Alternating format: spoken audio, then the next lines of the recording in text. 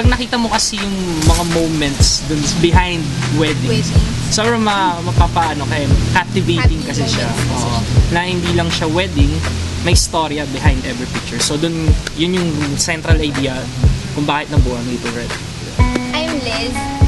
Aside from Little Red Moments Photography, my day job is being a producer for an events company.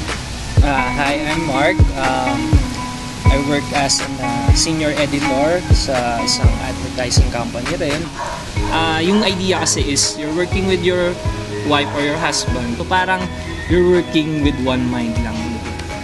Si Liza, paborito niya yung punch down. Kasi nung nakita ko niya sa Facebook, sabi ko, Mark, si Panda naghanap siya ng photographer. Pasa natin yung portfolio. Sige.